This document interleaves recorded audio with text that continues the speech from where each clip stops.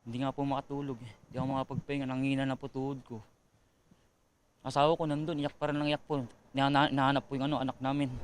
Labis ang pag-aalala ni Raymond dahil hindi pa rin natatagpuan ng 8 taong gulang niyang anak na si Roniel na nahulog sa Tulyahan River sa Malabon.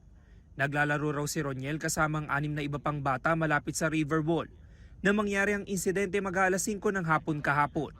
Nasa trabaho noon si Raymond habang ang kanyang misis ay nag-aalaga sa kanilang bunsong anak. Hindi raw nagpaalam si Roniel sa kanyang nanay. Nakita pa ang bata sa CCTV na nasa labas ng kanilang bahay bago mag-alas 3 ng hapon. Tinawag po yata siya ng mga kalaro niya po eh. Tapos, bilang sabi sa akin, basta nag-chat sa akin yung asawa ko na nahuhulog daw yung anak ko. Hindi po marunong lumangoy yun. 8 taon pa lang po yun eh.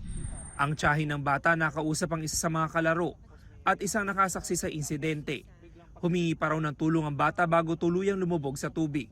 Umupo pa daw po dyan. May hawak na stick, tapos winawagayway. Winawasik niya. Tapos nung pagtayo, yun na po yung nalaglag kusa. Sabi din po nung isang bata din po na batang babae po nakalaro, yun yung kasama maglaro talaga dito. Dumungaw naman daw po. Pero yun pagkadungaw po, tumalisod po dyan sa may parang gutter. Kaya nalaglag daw po. Tulong-tulong sa search and rescue operation ng mga otoridad. Bandang alas 6 kagabi nang dumating ang mga rescuer mula sa Philippine Coast Guard. Gamit ang mga scuba gear sinuyod nila ang ilang bahagi ng ilog. Sa ilang oras na paghahanap, bigo silang makita ang bata. Alas 9:30 kagabi ng pansamantalang itinigil ang rescue operation.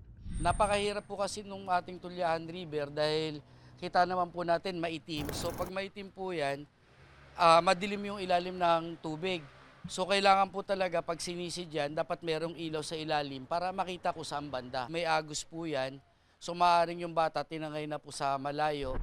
Ayon sa mga taga-barangay, ipinagbabawal ang paglalaro sa bahagi ng river wall. May harang itong bakod na kawayan at net, pero nakakalusot pa rin daw ang ilang bata. May bantay po kami doon para mangalaga doon sa mga halaman doon. Yun nga lang po siguro, aksidente yun na nahulog yung bata.